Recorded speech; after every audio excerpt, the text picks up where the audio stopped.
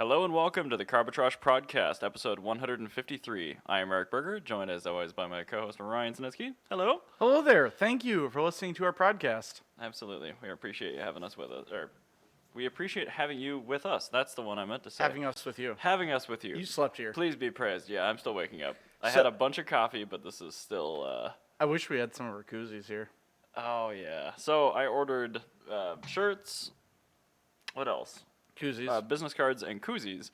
The shirts and business cards came out just fine, and Ryan will tell you about why that is in just a moment. But I also ordered, so the shirts and the business cards came quickly, no problem, perfect. Simple. The Super koozies nice, came a week later. They're from the same company, different sub-brand, and the koozies were supposed to be full-color printed Carbitrage. Do you have the photo logos that you sent me? I can pull it up on Facebook Why don't here you and do put that? it on the screen. So they were supposed to be full color inkjet white koozies with our logo, and then Carbitrage Podcast underneath it. The ones that were sent were black and white, Yes. and they had taken the text out of the image file. The logo file I have has the text in it. They somehow deleted the text out of the image file and made their own, and it said the Carbitrage Podcast. Not podcast, Not podcast. podcast, but prodcast. So they didn't even choose like the same font.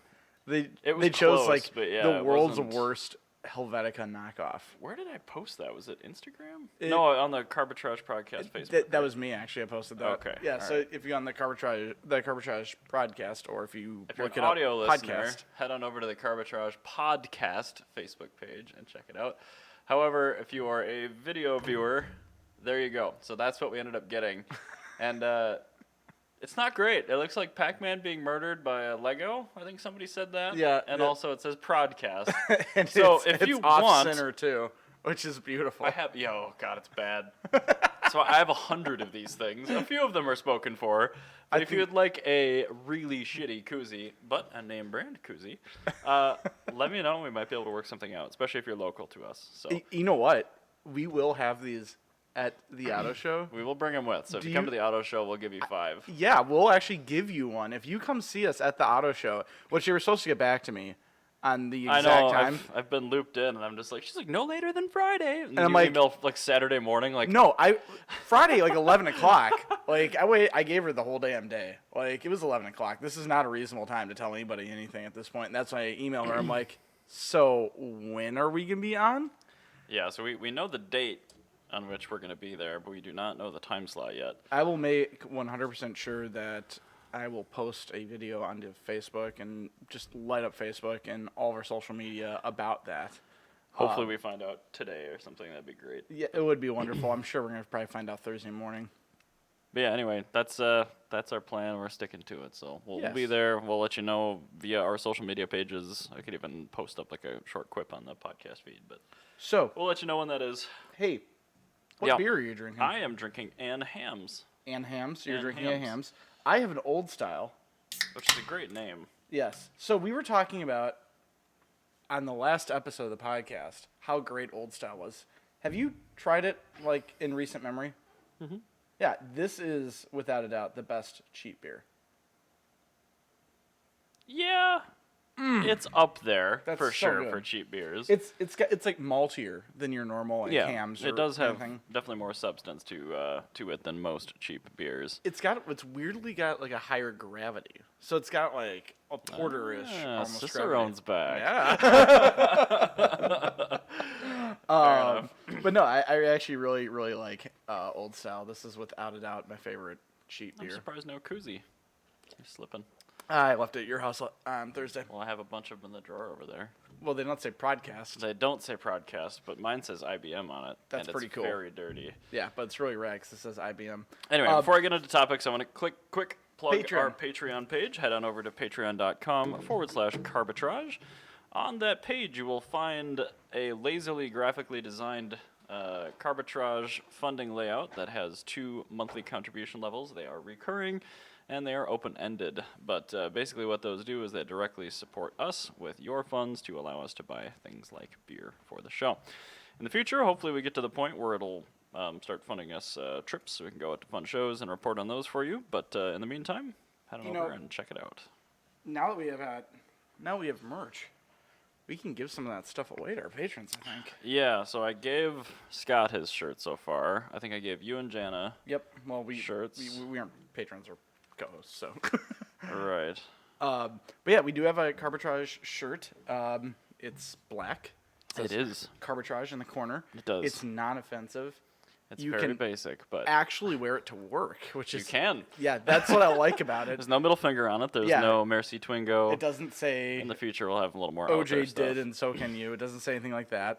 Like, it's an adult T-shirt, which is really nice because I've got a bunch of really awesome shirts that I cannot wear to work, I hear you. and so it's like I can like still rep like Carbitrage, and it's one of those things where like if Drive It's a lot Cartel like and the basic one here. Yeah. It's just like, it's a logo on your boob, and yeah, that's it. like my only Japanese nostalgia car shirt I can wear is my Made in the '80s Loved by the Ladies one because it's got a van on it. It's van related, like, and I work on vans all damn day.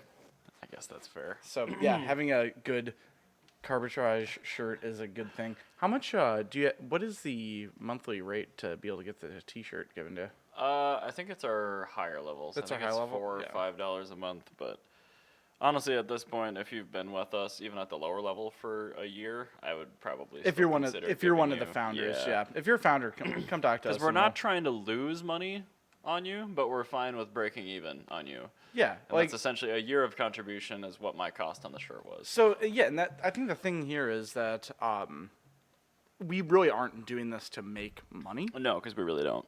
Yeah, no, we're doing this because we like it. Like, you have your job, I've got my jobs to make money. My automotive thing to make money is writing. Like, this is just because I actually enjoy doing it. And that's fabulous. My YouTube channel's still able to pay for it entirely, which is good for now. So That is actually pretty I don't cool. have to think about it. Did you want to do the first topic? Yes, I did. Let's So, talk about it. I'm sure you saw this because you follow a bunch of car-related pages and whatnot. Actually, no, I didn't. Okay, so there was a huge thing, they take their car in for service and a tech takes it home and wrecks it or something like that. Yeah. It's that kind of thing. So Okay. what this guy, he lives in New Zealand. He's got a Ferrari 456 GT. It had a bad V12, and he decided to rotary swap it. Because he lives in New Apparently- Zealand, yes. Exactly. It's just like living in Puerto Rico. There's also, like, one of the last surviving Mazda GLCs in the background on that photo. Anyway, so this guy posted online saying that Ferrari sent him a cease and desist because he was putting a rotary engine in his ancient used Ferrari. Nobody Not only that, the cares. headline said Ferrari sent me a CND and I apologize, but it was like engineering man in New Zealand, blah blah blah. Came to light, dude was full of shit, and Ferrari actually issued a statement saying that we never sent any cease and desist to this guy. What? So now he's just a total prick That with a sucks. shitty old Ferrari with the wrong engine in it. I mean, I was a big fan of this until that happened. How much horsepower does this Ferrari normally make? The 456 GT probably made like 380 to 400. That's an engine that's on the very cusp of being able to put a flathead in it. Oh, for God's sake. No. I guess there aren't any other photos of the car. There is a YouTube video where we're not playing that. What do these look like with the headlights on? Because those are flip-up headlights, right? Yes, they did. So they actually look really stupid without the pop-up headlights up. Yeah, cause they kind of 456 just GT. remind me of like They're a... too smooth. It's like a C5 almost. Yeah, It's say the it Ferrari looks like a C5. Ferrari C5. So yeah, with the headlights closed, not Yeah. so great. It's whatever. See if I can find one with the lights up. I kind of like this because I know it's the cheapest, dumbest Ferrari. Yeah, and it does have a very good engine. This Why- was actually, I think, Why don't you just type in headlights on? Like, that just make it all much easier. Headlights. There we go. There we go. Oh, okay. It looked like the 850. Yeah, kind of. Yep.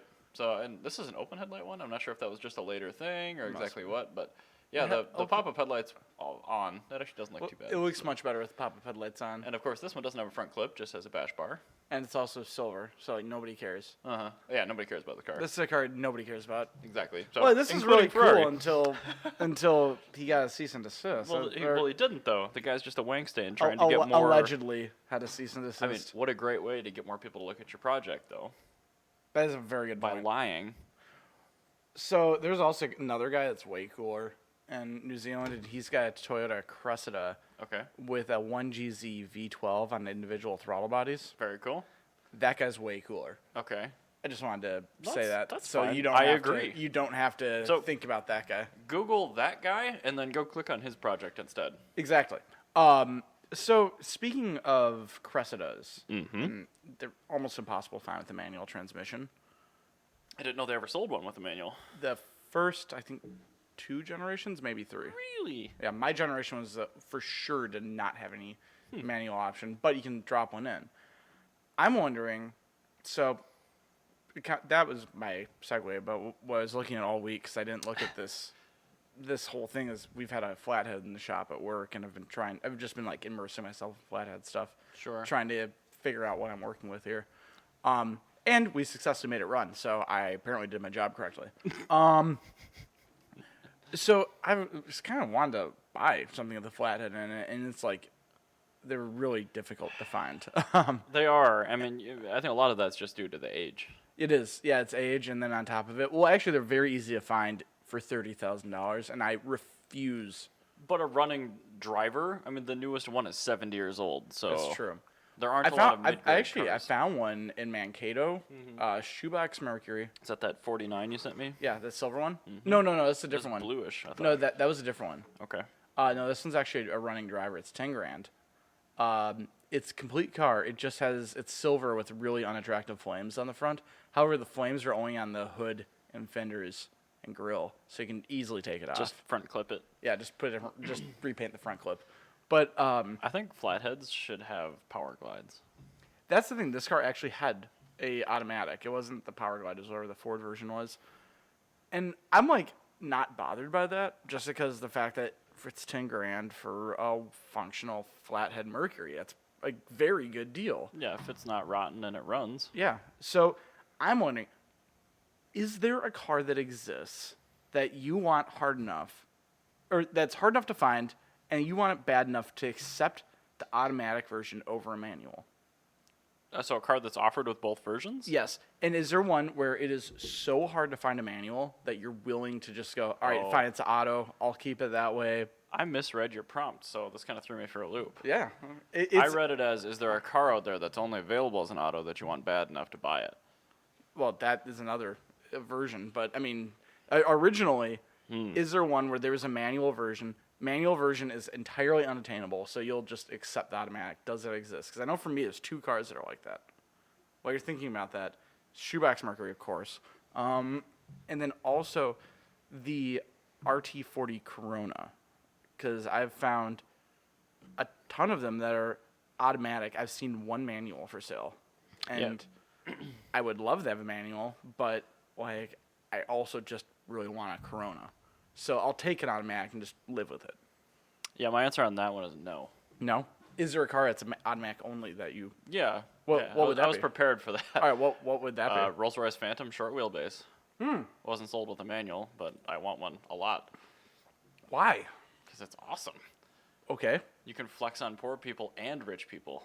That'd actually be a perfect car for your neighborhood. That'd be Street really... park a Phantom? Yeah. Right next to the trap house? You need to do that. Oh, we'll do it. How much are they? You can get a pretty nice one for high 60s used. Yeah, I would do that.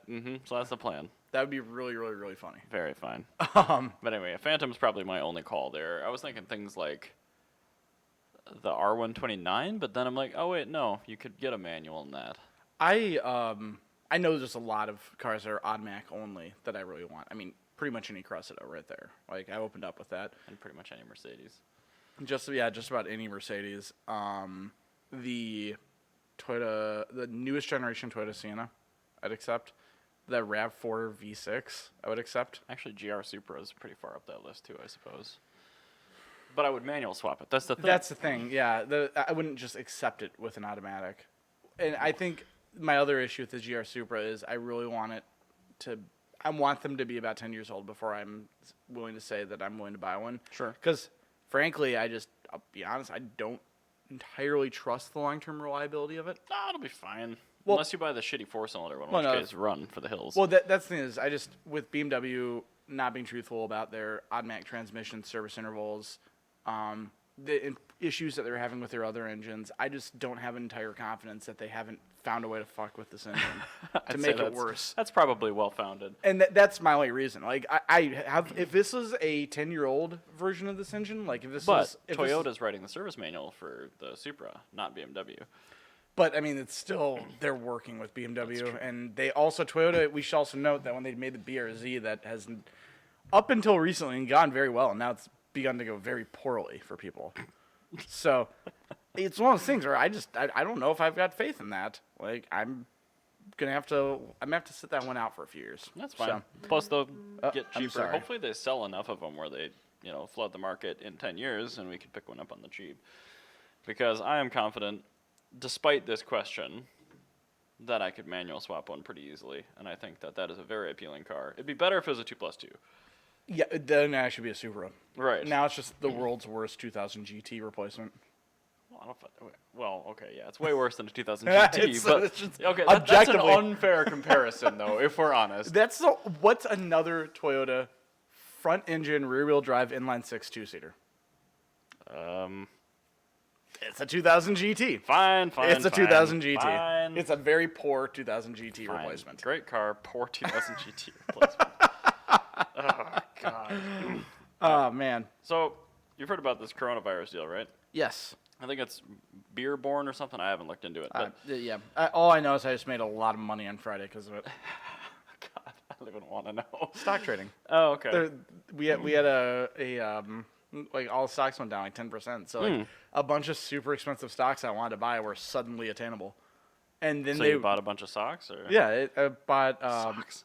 yeah, socks. Virgin Galactic, weirdly enough, because they took their stock got their credit got downgraded right before coronavirus came out, like last week. Sure.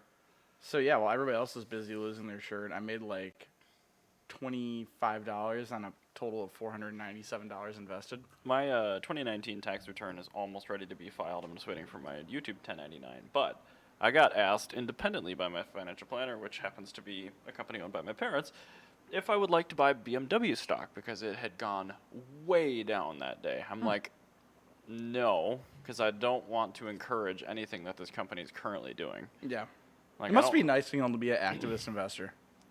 I'm like sitting here, I'm like, suddenly I have a conscience. Anyway, wow, that's a bit of a tangent. But anyway, I want to talk about slightly Corona. Actually, it's fully Corona related. We were getting ready to cover the Geneva Auto Show, which is happening next week, which has been canceled now. because of coronavirus. They've canceled the entire Thank God. Geneva Auto Show. Thank God, because like the Alps is just full of coronavirus right now. Great. Yeah. But anyway, that means we're not going to see a bunch of reveals, at least at the auto show proper. And the one that I was actually looking forward to was the second-gen Fiat 500e, the third-gen That Fiat would 500. have been very cool, yes. However, we're not getting it. So my razzle-dazzle is a bit limited on that Oh, one. did Mike Manley actually put the kibosh on that? On the reveal? No, on the actual... Oh, we're not getting it in the States. That's stupid.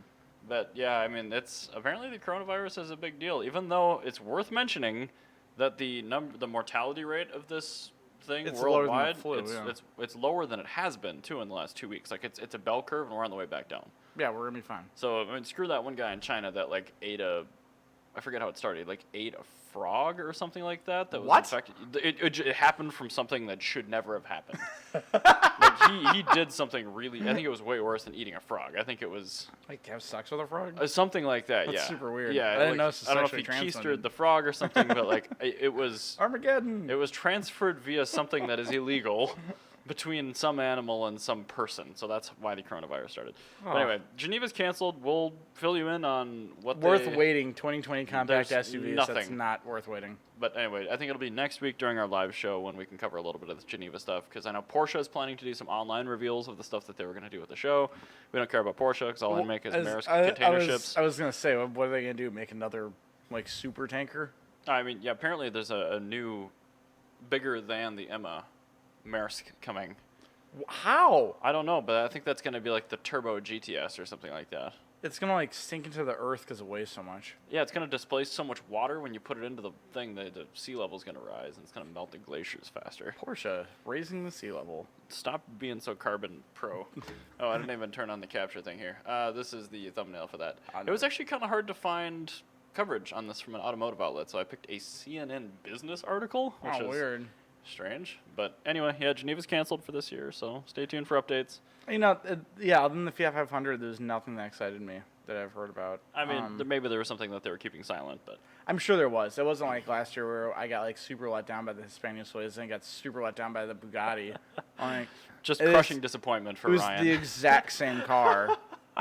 And I ended up I try really hard to be excited, and they made like the Hispania Suez. I have like this like weird like spruce goose like hood ornament that looked like an erection. It was awful. And it didn't have any of the things that made Hispania Suez great. Yeah, it was actually nothing. It was just the name. That was a reference to all of their pre-war aeronautic references and building techniques. So actually, speaking of Europe, I've known this for a while, and I've been keeping it secret. But if you want a dirt cheap Twingo, you go to Germany. Oh, yeah. If you want anything dirt cheap that you can't have, but you can have with the import rule, you go to Germany because they're left-hand drive and they're tube maintained. Yeah. So, anyway, like $100 all day long, you can find Twingos constantly. Now, Jalopnik managed to ruin this for me. So, now I have to actually jump on this before people start getting wise to that fact and start importing all the Twingos. I also saw this before Jalopnik picked it up. Yeah, I was actively looking for a Twingo, like, for a while. Like, I've known about this, but we really have to get Jalopnik going then. Yeah. Okay. But I mean, like, I've been actually like actively looking for Twingos, and it's just one of those things where I really wanted to buy a house beforehand, and I don't want people to just artificially blow up the cost on Twingos because I don't want to spend a penny more than like $3,200 on one. Yeah, that's probably bare minimum for one with import and everything. Yeah, but that's how much it would be, and I mean, I'll be able to get one from Germany for that price. Like, it doesn't need to be perfect; it just needs to be a Twingo. Like, that would be you use Top Rank to bring it in, or somebody else? I would try to, yeah, if at all possible. I mean, if it was Top Rank, I'd go a little bit higher because I know that they're actually going to do some more research than I would. So Brian would be over there just like bang shifting a Twingo for like 2 weeks. Like, this is great. I get why. Decides to keep it. Yeah, I get this. We have to go get another Who one. needs a GTR? I could have a Twingo. They like build a metal rack and like put two hood to hood in the container so they can double up. It'd be so adorable when they unpack it. Oh, it'd be wonderful. It'd be the cutest. But anyway, that'd be the cutest Jana needs a trailer. Twingo. Yeah, I really want one because they get like super good fuel economy. You could park them anywhere. You guys could get a his and hers Twingo set then. They'd make a pink one and then make a blue one. Oh my God, that would be adorable. That'd be the Are best. you driveway. assigning gender roles to a Twingo? Apparently. Okay, cool. So here I am. But yeah, I mean, like, you can get like really cool ones, like even like rare trim level ones you can get. So I mean, this one's the one that they're showing in the Jalopnik article is kind of a shitty one, but you can find like a good Twingo, like a really really good Twingo for like under $1,000. Like the best one in the world will run you $3,000 before import. So like if you have $6,000, You gotta get one with the '90s like bus fabric seats though. yeah. So yeah, those usually go for about $500 to $1,700. Well, I assume it was some edition, right? It was a special edition. It was really common because it made like 30 special editions. So for it that wasn't first gen. special, is what you're saying. No, it was because each one like they made like 500 of, like Okay. each seat fabrics, like very very minimal amounts of these. But they I made picture the manufacturer of the seats just like going through their stockpile of Yeah. like fabric bolts. this one They're like, and this one. we can do it this cheaper. But they We'll did take 'em. They had a really cool one where it was a teal car with a blue and teal interior with love it. polka dots. Polka dots. Polka dots. Polka. I hope that since this is from Germany, it's got a CD in the CD player and the eject mechanism is broken. And it's just nothing And but it's German just music. German polka music. It's just brass music. You just fire up the little Twingo, and hopefully it just says like "Merci Twingo" as And it then- fires up, and then then it's bum, that- bum, bum, bum, bum, bum, bum, Like bum, that, bum, bum, bum, the episode bum, where bum. James made to drive the entire polka band in the back of the 190. The rear suspension is coping well. It's just on the ground. The BMW is best because it's from Bavaria, like us. No, it's nepotism. It's just nepotism. Yep. So Back in the good old these days are of- better than American cars. Oh yeah, absolutely. we don't get anything that I mean, good. I don't like the little eyelashes that are on it, but That's just that particular one. Right. Somebody I know did that. not Actually, all of them have that. that is an actual factory. That was a special edition. Really? Yeah. Oh, no. They gave it a little face. I think it was a later model one, to be honest. Yeah, well, it definitely wasn't like a 92 or a 93 or whatever the first year was, because the headlights looked a lot different. They Yeah, went actually, to like that one-piece lens thing, and this one was definitely, it looked like, that one probably isn't even import eligible yet. No, 100% not. No. Because I think we're still limited They to the they split did that, headlight if one. I'm not mistaken, they did that in 1998. I was gonna say that was probably a 98 or 99 there, but I don't know. Anyway, go buy a Twingo, but Yes. don't tell anyone about it. It's like Pozzoluna. You go to it and you're stoked about it, but you don't tell anyone else You about give people the wrong date. it. Exactly. So Pozzoluna has had its date announced now. That we're not telling you. Nope, it's probably sometime in September. Oh wait, it's probably fine. Piss Chug's moved. Is he fully moved now? I don't know, but he's not He gonna be doesn't have here an for Italian car. It doesn't matter. that. Yeah, screw that guy. Anyway, it's sometime in June. I can't remember, but it's awesome. If you're in Minnesota, you need to go to it. I really love how like a solid portion of this podcast is based on spite of one person, just somebody Yeah. that we both mutually, absolutely, objectively hate. It's not just us. Well, we are the two hosts that That's are true. on at this exact moment in time. Do you know who else I hate? Mary Barra. Yeah. Yeah. Actually, pretty topical. So, as we know, a couple of unnamed large domestic auto manufacturers decided it would be a great idea to can all of their cars except for the pony cars. Yeah, and then they immediately paid the price for that. Right, by giving Hyundai Kia a ton of very sedan-interested millennials a new outlet. So, this story, again, really hard to find coverage on, but I think it was... NPR actually had a really good thing on this, but yeah. Oh, okay. Well, go to NPR. But anyway, I think this was yesterday. Yes, yesterday, the last Impala rolled off the Michigan assembly line. I believe that was the last non-pony car Yes, that would be. to roll off the line. Because I know they make them in like Asia, but that's not for us. Right. So. Yeah, the U.S. market cars, the ones that they decided to can for bad reasons, they're finally gone. So it's pretty faulty, in my opinion. I'm not, a huge fan of the Impala, but the fact that, it still sold. A lot of other cars that were based on it, like the Buick LaCrosse and the CT6, are now gone because of it too. So trying to cash in on that CUV market is just silly, especially when you unintentionally alienate a ever-increasing demographic that is looking for a sedan, which we covered a couple of months ago. Yeah, When we touched on the Hyundai Kia thing. This is why GM needed a bailout, and they're doing it again. Like, Yeah. they are completely disconnected from reality. They operate solely from corporate bean counters that don't actually ask people what they want. They look at numbers. Yep. Well, these sold well. Yeah, Let's and, do only that. and so this is the thing. This is kind of like Carbitrage's whole like. I'm always like when I write the blog, as far as like auction buying news and stuff like that, and like giving car advice. Like, yes, numbers play a role. Like, I'm not going to tell you to go out and buy a Cadillac Elante because I think that the 90s nostalgia is cool. Don't do that. That's a bad decision. Especially a pre-North Star one. Yeah, that's a really bad decision. But, like, I'm also not going to say, like, oh, the car you need to buy right now is a C5 Corvette because there's a bunch of people that are interested in LSs. Renault Twingo. Yeah. No, I'm going to give you advice because when you make a decision about cars, not only are the numbers important, but you also have to look at what people's mindset is actually like, something that's not numbers related. Well, and you can't look at the past and present alone. You have to also predict future. The future, yes. So, there are trends out there. Like, it's not... what's the word I'm looking for? Like, it's not a secret No, it's that the sedan demand is higher than it has been for the last, 5 years. yeah, that's true. And it's also not a secret that more people are actively looking for manuals than they were 10 years ago. That's true. More people are actively looking for smaller cars than they were 5 years ago. It's As just people, surprising with fuel costs being so low. but people are moving into the cities where, True.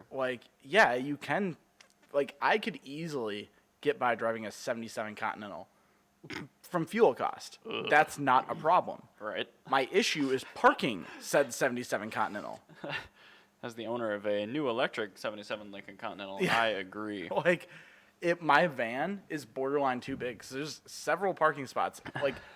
almost every Your night. van is small. Yeah, almost every night when I'm trying to go out, like go to dinner with Jana or something, or go out into the city, I'm looking for a parallel parking spot. I find a spot that's questionably the size of my van, where I could park the van with some stress, or if I had a smaller car, like my 91 Civic, which would inevitably get stolen, or a Mirage or a Twingo, I'd be able to park it without a Or a problem. Fiat 500. Yeah, or even like a Mark IV Golf for that matter. I could park it without a problem.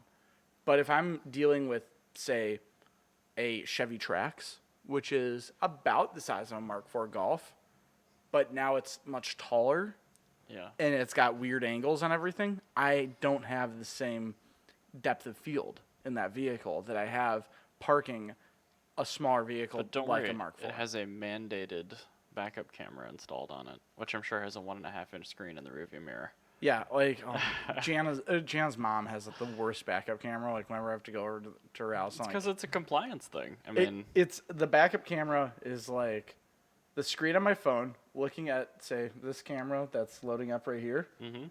No, that's literally what it's like. Yep. It's actually about that far away and that big. I know we have some like base model Chevy work trucks, like 2500 short box regular cabs. And they're awful. They have that. It's in the rearview mirror, and it's like a 2-inch LCD in there. I'm like, this is worthless. Like, this is only here because after 2012, it was mandated. Because some dumbass kid laid down and behind his dad's car. Like, Right. in the 70s, they just run over the kid and say, Wow. Shouldn't have been there. I should have been, I should have told my kid not to do that. Like, yeah. Not everybody needs a backup camera. You're fine. Guess I'll make another one. To be fair, actually, I do kind of like some backup cameras. It does make my life a little bit easier. I will say the around view top-down camera thing that's on some cars, I really That's enjoy pretty great. that. That's pretty cool. And to be honest, with parallel parking, if I did have a backup camera on, like even my 91 Civic, that would have saved several. In a bigger car, lips it's very on helpful. I do use it in the Model S to park very closely to people, but if I didn't have it, it would be okay. I would use it on like a small car like a Mirage, just so I can abuse how small this car is even more. Exactly. And be like, 500. this is a half parking spot. This is happening. I'm pretty sure I can fit in there. Yeah, I did I'm that all the time in Texas when we rented that 500E. Like, we were You're just hopping like, around venue to venue, and there's always a spot where you can cram a 500 that nothing else can fit. yeah, exactly. Like just the world's small, and that's because Takes in an 8-point Texas, turn, but it's because every single person in Texas drives a Ram 3500 dually long box mega cab. yep. Like, Yes. just the longest house of a vehicle you've ever seen in your life. It's as long as your garage 22 door. exactly. Yeah, it's like you could not park it across. There's this no garage made Yeah, where you could fit that particular vehicle. It's I'm pretty ridiculous. Sure, so. Hey, speaking of ridiculous vehicles, Geneva may have been canceled, but Amelia Island has not, and that's coming up this spring, March 5th through 7th, actually. So, like, Is that quite literally that's next Florida, week. right? Yes, that's in Florida. So Amelia Island, I do actually want to go to this because not this year, obviously, because the auto show and the Minneapolis Auto Show is much better this year because we're going to be at it. Exactly. Probably the best year. Yes, it'll be the best year of the Minneapolis Auto Show thus far. Twin Cities also Auto Show, I should say. A really good concourse in Arizona. I forget the name of it. Scottsdale.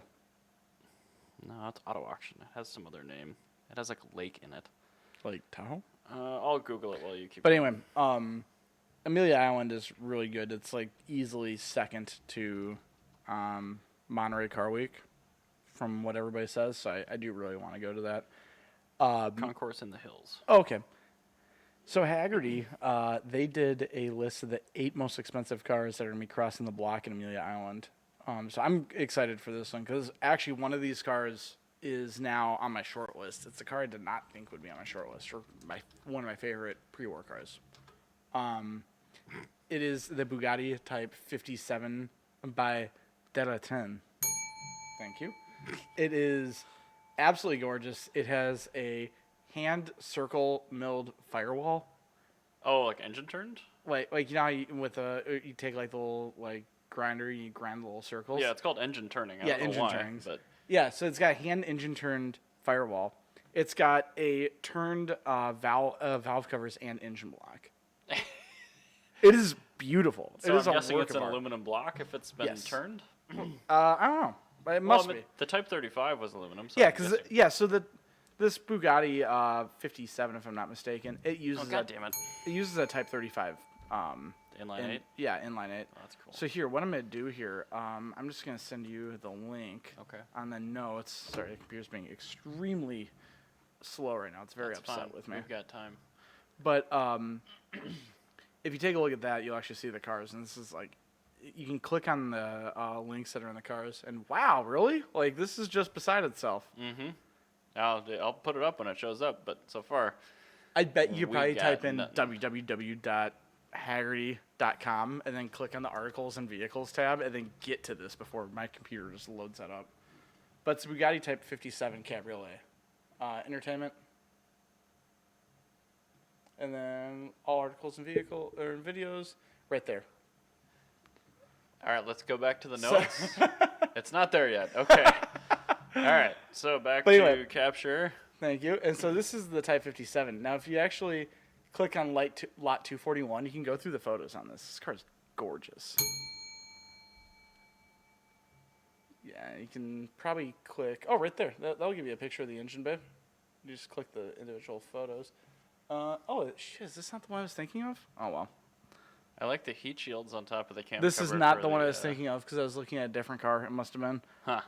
They also have the 6 classic Bugattis going for big bucks. That's where it was from. But anyway, this one, super nice. It's expected to go for $1.5 to $2 million. So that's cool. I will never afford that. Yeah, no. But it's also Belgian. I mean... That rear end looks quite good. It looks like somebody that had the old-timey... tuxedos or whatever that had like the penguin butt or whatever. Yeah, it's called whatever. There's buttons on them and it looks dumb. I do like like the thermostatic louvers on the. Whoever decided that putting gigantic thermostatic mechanisms in the radiator grill instead of using a wax thermostat is just the level of autism that I cannot even fathom. Rolls-Royce. You can thank Rolls-Royce for that, and that looks amazing. I am a huge fan of it. It looks so much cooler. It's engineering around a problem. It's like the Porsche 911. It looks so much cooler than like doing it normally. I just really love that. No, this car's got a bunch of really cool details on it. I love this thing. It's so cool. I mean, it's clearly very in nice condition. I'll say. Very nice condition. It's got all the really cool. It's got some crazing in the paint. So if you... It's only almost 100 years old, though, so... Yeah, I mean, in its original paint, too, so it's like... Well, paint was crappy back then. Yeah, it was also literally before... This, lived through World War II and stayed in Europe during World War II. And it didn't get bombed once. Yeah, it didn't get blown up or stolen. That's pretty cool. What was the term in the war? It wasn't stolen, it was, requisitioned or something. Yeah, something like that. It wasn't requisitioned by the Nazis. Earmarked requisition. Yeah, exactly. Okay, the dial's So pretty cool. the second, that's very cool. It's like an IS 300. It is, yeah. Chronograph dial. It's got multi-function. That's super rad. It's like a clock. Oil pressure, clock, and amperes. It's really cool. Gotta love that car so much. Anyway, so that one's expected to go for $1.5 to $2 million. There's also a very exceedingly beige Ferrari 330 GTS. Honestly, the beige probably makes that more interesting. That's a car I didn't care about it until I saw the color. If you're not getting Rosso Corsa, you have to go for something retarded. I wouldn't beige, dude. Hearing aid color. Actually, if you actually go back to the good. Haggerty article, and you'll see the you scroll down to the next car on this list. It is hearing aid beige. That is quite beige. Yeah, it's beiger than desert sand mica. Somebody had yes. Somebody was going to a Ferrari dealership when they're making their best cars. And they're like, I would like, what is your current car you're making? They're like the 330. Like, okay, what colors is available? And they go, well, red, Rosso Corsa, also red, yellow, black, silver, white. He goes, how about beige? Can you match this color? And they're like, no, we don't make that. He goes, can you match my Lincoln outside? And they go, I mean, I guess. His tweed jacket? Yeah, they're like, I guess. And he goes, here's the paint code. And then they made it. And they were very mad because it was a Ford product. And now it's probably worth more because of it. Yeah, it is. It's actually $1.8 to $2.2 million. It was the color is oh my God, no! Somebody repainted it to this color. Oh no! What color was it? It was originally Grigio Fumo gray, Okay. and now that's Oro Chicaro, which is light gold. Yeah, I was gonna say Oro is gold. Even more of a flex. Somebody bought a very nice Ferrari and said, "I want to ruin it." It's better than had it been Rosso Corsa, I guess. Like, this is wonderful. Wonder what year they repainted it. 2012. Oh my God! Like, it's already worth a lot of money when they did that. They're like, they must have been getting ready for a divorce or something. And they're like, shit, I need to make this asset worth a lot less money. Like, I really want to keep it. I really want to know the story of why Plot twist: it's a vinyl wrap. why somebody was possessed to paint this car this color. That's quite poorly. Now that I know that. Like, I'm more excited to know why. It's like when you watch like. It must have been a collection thing where all the cars were the same color or something. It's Salt and Brunei or some weird. Yeah, like I wanted to match the sand in which I live. Like it's like watching a true crime documentary. You're like, why did he do it though? Like, that's what was the motive? Yeah, what was the motive behind this? If you put that car and its history on true crime, I'll watch it. Yeah, like I actually want to know why this was done to this car. Poor thing. Speaking of other very awful looking cars, if you go below that, I've never seen one for sale, but the Lamborghini Centenario. Yeah, that. At least when they did like the Sesto Elemento, that thing was cool. It had a lot of cues that were coming up in the Huracan, and very, very hardcore. This is just a Huracan that somebody like tried to put a Rocket Bunny kit on or something. Well, it's got a V12. I mean, great, but it's a Audi V12. It's not a Lamborghini V12. Yeah, it's not the like, nobody Bizzarini cares. engine. Yeah. I'm actually going to bring up a Sesto Elemento. This Because I think that was like the last hurrah of the Gallardo chassis before they went Huracan, and I think this is kind of... That's a very cool car. It's yeah, see, the Sesto Elemento is actually pretty sweet.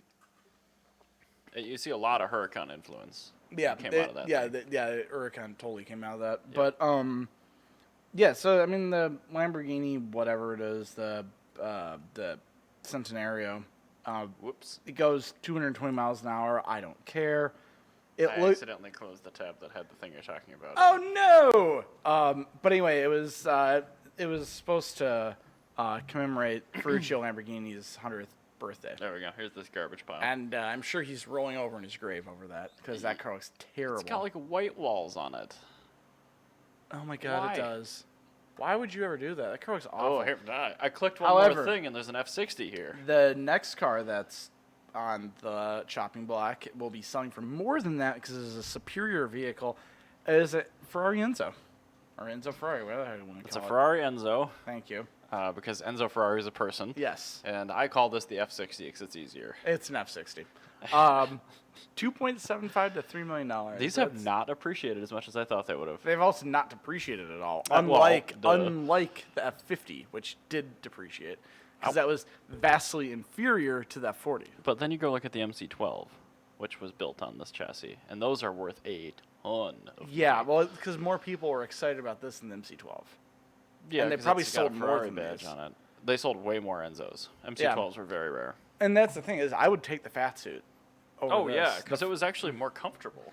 Well, and it's just I like the way it looks more. Yeah, the extended boat-tailed back and like the weird adaptation of the coupe front end. I mean, It's just a very 2000s car. Like this is the 2000s at its finest.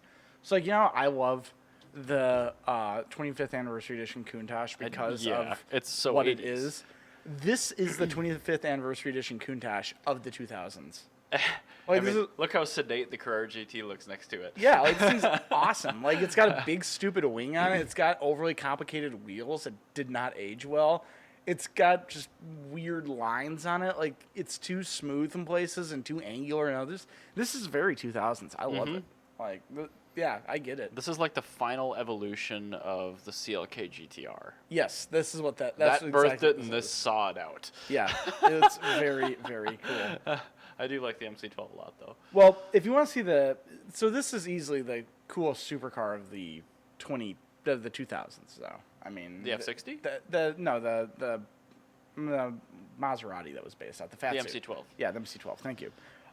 However, the coolest car of the 19 teens is below it. God damn it. This one's selling for between $2.7 and $3.5 million. What is it? It is a 1914 Rolls-Royce 40/50 horsepower Silver Ghost Torpedo Phaeton. That's all one word. Why does it have 2 horsepower ratings in the title of the car? It is a 40 horsepower chassis with a 50 horsepower engine. I appreciate that you at least know the answer behind the dumb question I'm asking, but No, that's I also resent it. I had to know that because I'm like, why are people so excited about this like 50/150? And I go, oh, because they put a 150 horsepower engine in a 50 horsepower car. That's super cool. So, anyway, thanks Google Chrome, you crashed. Anyway, this will make you feel better is this 1952 Jaguar C-Type is actually That's pretty worth pretty. more than the Rolls-Royce, even though that Rolls-Royce is very cool and won the 2015 Pebble Beach Concours d'Elegance. Now, did this car have the XK engine? Yes, it did. 120 engine, Wow. yes. So it had that big inline 6 that went until 92. What? That was the same engine? The XK straight 6? Yeah. bananas. Basically Anyway. the same engine from the early 50s to 92. It went 137 miles an hour. That's terrifying in 1954. 52. 53, sorry. This particular car did, actually, Wow. which is very Oh, cool. okay. That's why it's going to be worth Skip deep Barber. into Yeah, the 7 digits. previously owned by Skip Barber. Nice. Very cool car. I think this also was previously William Lyon's car. I don't know who that is. He was the chief engineer at Jaguar. Jaguar. No, Oh, it wasn't. It wasn't. I no. shouldn't hit that button. It was actually sold to a Air Force commander, Jack Rutherford. That sounds familiar, but it shouldn't. No, but anyway, very cool car. However, a much better vehicle is selling for more than it. Between $6.5 and $9.5 million is a Bugatti Type 55. So this is I do like the wheels on those. the Bugatti Type 35, right? Uh-huh. That's the Ferrari Enzo of the 1930s, right? Is this the MC-12? This is the MC-12. This is the luxury version. So it's just like a civilian body put on top of a race car then, or what? Yes, and Okay. this was the car if you wanted to flex. If there were rappers in 1930, this is this is what like big band musicians would be after. Like this is their flex car. So Gotcha. They'd you be have- standing on the hood doing their rap video? yeah, Okay. like playing their trombone. Oh, I did trumpet, yeah. on the hood. It's like Charlie Chaplin's in the back dancing. Did this and- have rumble seats so you could put a whole brass ensemble in it and go down the road flexing on people with your inline 8? It didn't, but I wish it did. However, Custom then. what it does have, which is better, is a 2.3 liter supercharged inline 8.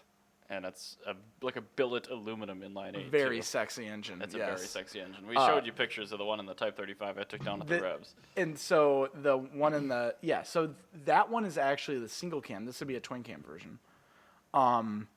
Oh, interesting. I didn't know they changed the head on them. But now to Yeah. come to think of it, the that first one we that looked first at. one I showed you, the twin cams they put in the 30s era cars, and usually they had smaller displacement to get into Grand Prix rolls Just at classic. that point. Yeah, Yeah. for class. So I put in the dual overcam head. But yeah, that one would have the dual overcam head. However, even more expensive than that, excuse me, is this 1958 Ferrari 250 GT long wheelbase California Spider. Holy crap! So this is a California. Does that mean that entire hardtop folds back into the back of the car? I think it's a removable hardtop like on a Mercedes SL.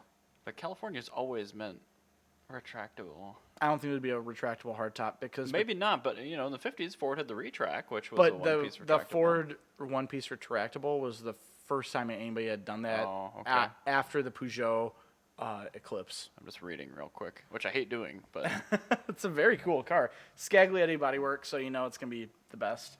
yeah, I don't know if that was. For those of you who are from like the Drive Cartel sort of demographic that don't really follow classic Ferraris, which I don't blame you. Like it's kind of a weird Too niche expensive. thing to get into, and you're never going to afford one or see one. Neither will I. So here we are. Unless you go to Pazzoluna. Yeah, they can just look at them. I like looking at them. I look at them like art. Scaglietti was basically that was shorthand for this is going to be the most expensive version because Scaglietti made. Scaglietti. This is a G. Yeah, it's silent in Italian. Scaglietti. Scaglietti. Well, listen, I drove a Honda. Listen, freak. All right. Listen, I don't have your kind of bourgeois caviar for breakfast. Yeah, but it's money. like somebody saying Hukoska, like Hokukuska. It's so now it's like when I correct rich people about Japanese cars. Yes, it's just like. Oh, by the way, Oh, nothing no. gives you a bigger heart on doing that. But anyway, so this. Wow. So Scaglietti, Thank you. shorthand for the. Sauce. Yeah, it's the sauce. If you are looking through like a bunch of listings that like you're not seeing photos or something, you look at the Scaglietti, go look at that car. One's most likely going to be the most attractive. The Vignale is going to be the one that's probably the most affordable and definitely the weirdest looking one. And then Pininfarina is like the normal one. So. Gotcha. But yeah, Scaglietti, I'm a big fan of. That 250 breadbox car, the most expensive vehicle ever sold at auction was a 250 Scaglietti. There's also a long wheelbase, which was so weird. So yeah, what's weird is seeing a long wheelbase California Spider, which is really weird. And then on top of it, put a Scaglietti body on it. It's just like, what the hell is going on The here? LWB cars, I think, look way better. They do. And so this one at $9 to $11 million. That front end is very 1960s. It's very avant-garde for 1958. Yes, it is. Yeah, this was when they were really moving into the 60s style. I like the 50s style more. I don't like the rear end, the haunches. I don't dig on this thing, but the rest of it, yeah, I'm in agreement. The haunches, I'm okay with that, but it's just I really like the complex curve of the fog light bezel on the earlier 50s ones. Okay. Because they have one circle, and then it curves like this, and then it curves like that. I'm confused, and I can see your hands. I can't even imagine what our audio listeners are thinking right now. If you take like a bowl, like Okay. like a soup bowl, and you Sure. cut the bottom off of it, Okay. and then you curve that whole bowl like at a 45-degree convex angle. Oh. It's a really Ugh. weird shape, and I do not like It's like cutting a torrid in half. I pity the person that had to actually hand make that part. Don't worry, I'm sure none of them were even close to matching. No, I'm confident none of them are. 'Cause let's be honest, this is the era in which nothing matched. No, that was through the 80s because, as Awesome man. likes to tell people, when he received his Countach, he had a bunch of flathead screws and then some Phillips head screws and a torque screw. It's like a modern BMW. They ran out of bolts while making his car. So we're gonna try and follow up with this list of cars See what they actually sold and for. see what they actually sold for, because Amelia Island, that's your bellwether for the upper end of the market. Just as like Scottsdale is a bellwether for the market as a whole, Amelia Island is probably how it's gonna go for the rest of the year for the upper levels of the market. I'll have to look into this one too. This is what it was called, Conqueror in the Hills. Okay. This is the Arizona one that a lot of people at the happy hour last night here actually just came from. Okay. But yeah, Amelia Island's very well known, and for a reason. It's also, Monterey, that one we're a little more familiar with. But Conqueror is cool. Yeah, People who hate parking lot shows probably won't be as likely to love Conqueror, but I mean, seeing something that's just in immaculate condition. Is that a parking lot show? Well, no, but okay. So, anytime somebody on Facebook, let's say, sees a upcoming car show, they're either like autocross track guy or they're a parking lot show guy. Yeah. For me, like I like spectating both, but a lot of people are very polar on that kind of thing. Yes. And I get the impression that the autocross track people are not as interested in going to a Concours event. Yeah, I mean, that's a fact. Just because those sort of people they're not going to appreciate it because they like actually using the car versus looking at it. And They're under the impression that all cars need to be moving at all times. Yeah, no. And so this is the thing. If I'm looking at an Evo, yeah, that better be on a track. Mm-hmm. If I'm looking at like a Bugatti Type 57C Stelvio by Gangloff, that one I'm going to want to look at. As long as there are a representative sample of cars that are in safekeeping doing things like Concours, I also hope there are ones in bad condition being driven. Yes. That's why every time I see a Type 35, like on the edge of rolling over, going around the corkscrew, I get extremely excited. Goodwood, what? Yeah, that's very cool. It would be worth going to the Historics just to see the Type 35 and the Duncan Pitaway's S75. And you can't forget the Duroc 200 horsepower. I don't care about the Duroc. That guy drifts his Yeah, that's fine. 120-year-old car. Yeah, I get it, but I really the balls on the Bugatti guy. Like he was trashing a lot of modern times. And a car with bicycle bias plies on it. Worth And well like a over $1 million engine. and a roller bearing crankshaft, so it will blow up at exactly 5,000 miles. Yeah, that's what you're getting. By the way, Beautiful. that car name I rattled off, that was actually the one I was thinking of with Which one? the 1939 Bugatti Type 35 or Type 55 Stelvio by Gangloff. Holy crap. It's like the 40/50 horsepower, whatever the hell. Yeah. Type whatever. Also, I really appreciate cars with super long names. I think we've kind of established that because that was a big thing in the 80s Yeah, in like Japan. the Nissan Gloria Brougham Super Selection Touring 2 Turbo. Like, that one's awesome. See, those companies did it right. It's not like the BMW M X-Drive X60i X6 M Sport. It's just alphanumerical soup. It's all relating to bad things. Whereas those is like, oh, that's cute. That's a K car with a turbo. Neat. So, oh my God, my What? computer is. Oh, I was it's just trying fine. to Control V because it is without a doubt the most beautiful engine bay. But yeah, we should. Wait, wasn't that at the top of the Haggerty page? No, that was the one I mistook that car for. It was the one I was talking about. Oh, I got you. So if you actually go up, it'll be right there. 6 classic Bugattis. Fetching the big bucks. And then you just scroll down to see the word Gangloff. It sticks out. That one. Okay, so this one looks a lot like the first one, but it's got a different top on it. Oh, You're actually want to go to the actual Sotheby's page. man, this is a lot of work. Yeah, click on right there. This is dumb. Yeah, it's really dumb because they change where they put everything every single time. There you go. Oh, yeah. So the heat Look at shields that. on this one are turned. I don't see it on the block, though. Look at the head. Oh, yeah. Those are the heat shields. There's a. Oh, I guess the block isn't. Shoot. But yeah, so then you got the heat shields. You have the timing covers. You have the firewall. This is a beautiful engine. That other one we looked at was not supercharged. This one is also. Does this have methanol injection? I think it's just. Is that boost? Oh, boost reference for the carburetor, I bet. Okay. That's airlines. It's also the original interior. Yeah, I'm just looking at the engine bay, though. Yeah. This straight 8.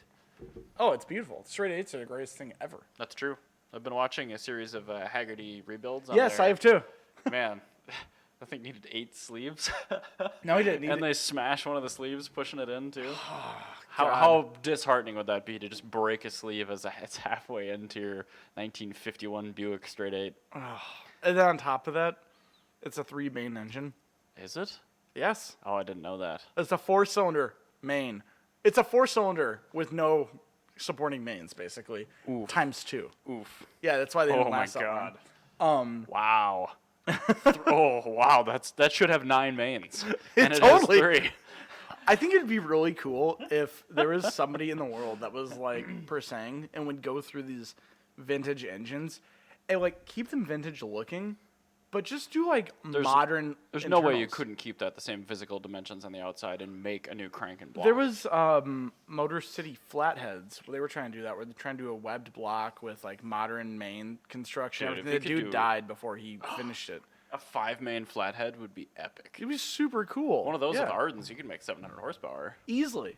Yeah, it'd be really rad. Oh, man, flatheads are neat. They are. See, I'm glad you're understanding the cool things that happened before World War II. I'm not even going to hit the bell that time. Yeah, because there is plenty, and you know I'm right. Anyway. With that in mind, the flatheads that I want are post-war. That's true. They got a lot better in post-war. Yeah, 48 to 53 is the golden era for the Ford Flathead V8. That is correct. An HBA or an EAB. Yeah, you get those. You get 21 stud. No, it's 21. Yeah, stud, not 21 bolt. stud, Yeah, yeah. not bolt. Yeah, the other ones I can't remember. They were like 7. The if you were in there. a 17, a 24, and then a 21. 21's better Oh, than a God. 24. So yeah, very cool. Yeah, so you need to know that when you're buying cylinder heads. Yeah, if we can now have an entire episode just about flatheads. Oh, no. It'd be really, really bad. I don't want to. We'll do it around back to the 50s. Oh, God. Maybe we'll do it live drunk from back to the 50s. Just like camp out 10 minutes at a time. We'll record next to a flathead, and then we'll move on to a different flathead. Just like in the back, like Chase's Fairlane. Very plastered. He's very plastered. Chase, stop! We're all trying difficultly to idle down a walkway behind somebody in a rascal. Also, back to the 50s, there are actually more rascals than there are 50s cars at this point. Yeah, more quadrupeds than there are bipeds. Yes, we'll say that's it. very true. We'll say it that way. So, what about your Tesla? I see a note. Oh my God! Yeah, I quickly threw this in after we started recording, but I feel like it's worth mentioning. So I've had the car for exactly a year now. Okay. Put 30,000 miles on it, and I've had now 2 out of warranty failures. The first one was my rear tailgate automated cinching latch thing, which turned out to be fine, but it needed to be removed, reset, and put back in. Have you tried turning it on and off again? I did. That's essentially what I did there. Then in the process, I found that it was a W211 Mercedes E-Class wagon latch assembly. So I found one of those for $14 and bought it just as a spare. And then I found out that the cinching motor is out of a GLK. So that was $21 to find a suitable replacement for that. So I have spares now. That was fine. It's fixed. It's been working fine for over a month. The other failure I just had on Wednesday. In the middle of the day, I get out to my car at the shop, not even at my office. All the door handles present except the driver's side one. So on a Model S, when you walk up to the car, all the door handles stick out of it so you can grab it. Driver's side one said, nope. So for a while. The first time I saw it, I go, those are going to break. Yeah. That's the first thing I said. And they do. That is going to break immediately. But what will entertain you is how I fixed it in the interim while I wait for my new stainless steel aftermarket gears, because it's a part in the handle called a paddle gear. Can I just guess? Sure. Did you put in a manual latch from like a 1995 Jetta? You know, I didn't. But that's a good guess. Had I had one on my person at the time, I would have considered it. So these handles, they are steel, chrome dipped. Yep. Pretty beefy. Oh, actually chrome. They're chrome. Yeah, that's actually kind of cool. A lot of people wrap them in vinyl because they don't like the chrome. I like the chrome. If you're wrapping actual chrome in vinyl, you should just not own that vehicle. Go buy yourself a Mirage. Again, most Tesla owners are just horrible people. So. Like piss drugs. Yeah, exactly. Tesla people suck. I'm going to actually say that. Like, you all suck for the most part. Yeah, that's cool. So I took 2 credit cards from my wallet without embossed numbers, and I read online while I was in work that the handle is unlocked when you walk up next to it, but it won't present because the gear is broken. So it means it will allow the handle to extend, but you have to pull it out. But it sits flush with the door skin. So like, okay, I need something that'll fit between the door handle and the skin. So I stuffed 2 credit cards in there and was able to get it propped out enough to slip the card behind it. And then I made a loop of clear packaging tape and I wrapped that around my handle. So now I've got this little like finger door pull and it works great. It's honestly as good as the factory handle. You know, I'm going to put that down on my list as one of the worst door handles, and the Ferrari 308 still sits undefeated as the best door handle. Is that the pillar one on the top? That's a really pretty little, like, it's the one curve on the whole car. Okay, yeah. It's gorgeous. It really doesn't fit the style of that car at all. But it fits in perfectly. I love that. But either way, so I've ordered some, it's a very common problem. Like if you hilarious. have a Model S and you've gone more than 15,000 miles without breaking one of these, wow. Especially if it's a pre-2016, apparently they updated the part. That's really stupid. I've had my car for 1 year. It's been through 3 of them. 2 are under warranty, and one's making really bad noise that hasn't been replaced yet. And my rear right door. But that's not the one that failed. I am so excited for these cars to completely depreciate into oblivion. I am waiting for the big center screen to fail because I have to figure out, like, what happens then? Like, that's a big concern. Every single thing that I thought was going to happen on this car is happening, and I'm really happy. In the early 90s, when you got an S-Class or a 7 Series that had, like, power rear seats and all this tech, people were like, that's going to break, and it never did. No, it's not the power rear seats. It's the shit that you're using all the time. No, it's the automatic transmission. That's just a completely different thing broke than people were expecting. On the Model S, it's the things that people expected to break that are breaking. And it's had a lot of What's going to break on this? Literally everything that you're using. But the drivetrain apparently just won't. So that's good. At least I'll be able to keep driving it, even if I don't have nav anymore. Just leave the window down. Speak the general That stuff lead. doesn't break. That's all off-the-shelf parts for the most part. No, I mean, because you can't get through the door handle, and the door handle will be discontinued, so you're just going to have to, like, jump through the window. Aftermarket's already fixed the doors. Oh, that's good. That's why I bought those stainless steel paddle gears. Oh. The original ones are like cast pot metal or some shit. Yeah, no shit that's going to break. What the hell's that? Especially if you get people that are pretty slam happy on the doors. Yeah. Like almost everyone that gets into my car. They're aluminum doors. They're super light. You don't need to slam it. Well, you're used to it. You just go, ah! I know. And then you're like, oh, whoops. And then you forget about it. But the next time you do it, I forget about it. Well, no, it's like at work. So we have 2 doors going to the shop. Mm-hmm. There's a main door, which has the world's heaviest little pneumatic closing mechanism. So you really have to like lean into it to make it work. To compensate for the wind. Yeah, it's really funny because like there's no wind. It's just like I'm watching all my technicians struggle every day. The other door A real Dave Reitner. The other door is a 0.5 centimeter of plywood and weighs actually nothing. It weighs less.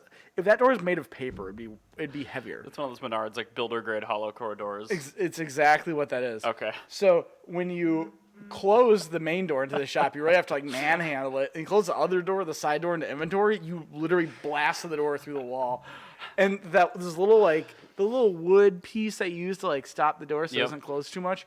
That is broken multiple times from people just. It's like I'm amazed the door's held up. the door. There's also just like a little bit of wood glue around the perimeter, and that's it. I'm shocked. Like I'm truly shocked that thing is not just exploded into a million pieces.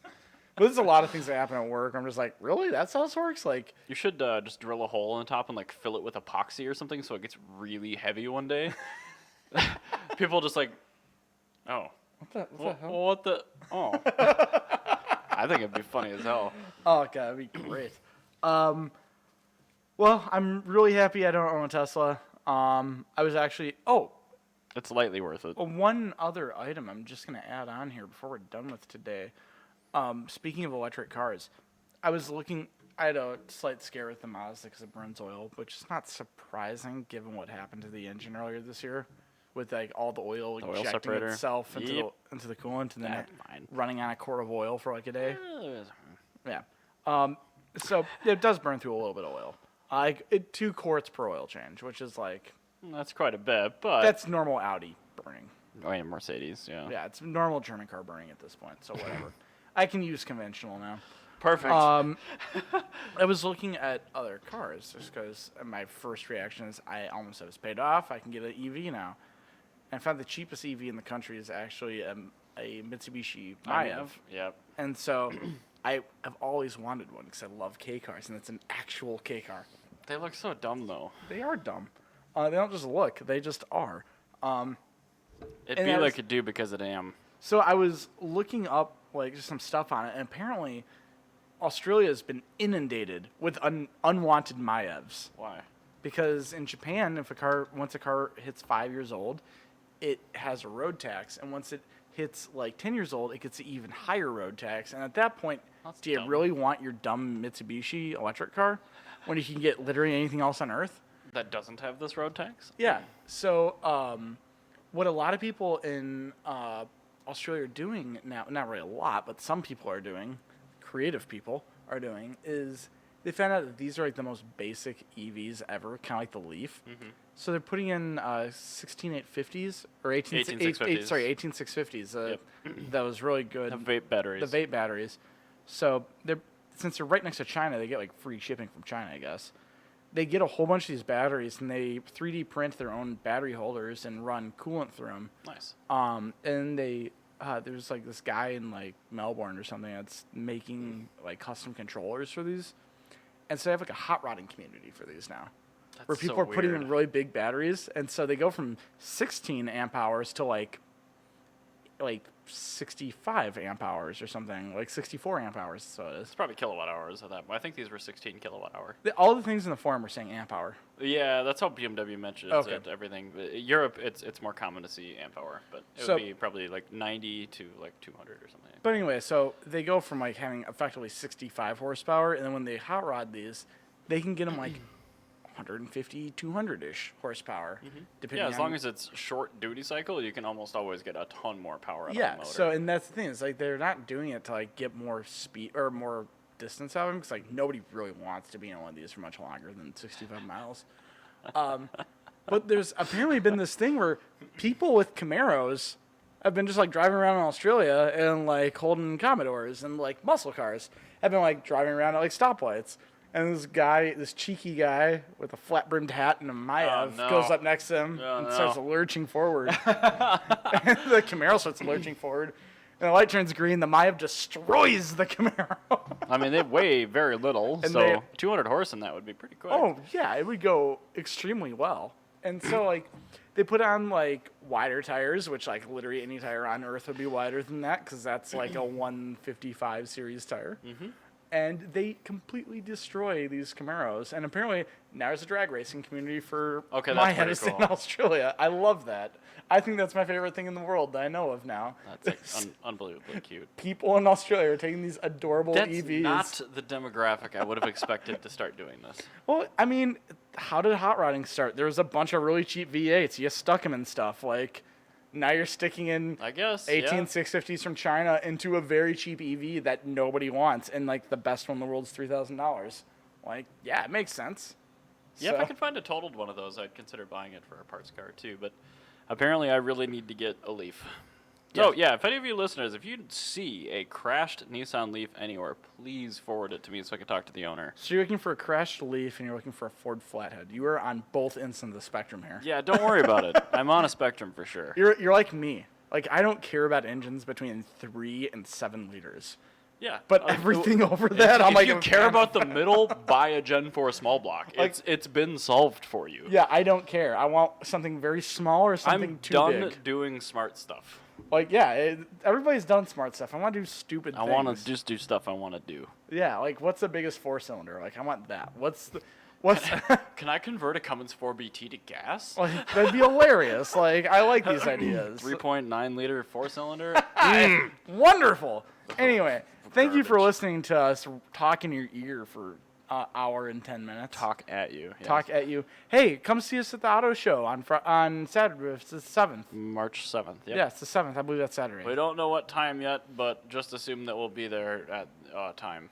Just be there throughout the day. Yeah, just spend the whole day there. And they have beer. Be angry at people. Can we bring our own beer? Lakes and Legends is right around the corner there. So you can get pretty plastered and then go over there and we'll have media passes, so we might be able to bring like crawlers in or something. Yeah, they can like just drunk harass all the salespeople from like Ford. So anyway, if you come there to see us and we're not currently podcasting, you should have razzed the other podcasters. Yes, that's a good decision. Excellent. Well, thank you for listening, and we will see you in person on the 7th. Thank you. See you next week, guys. Have a great day.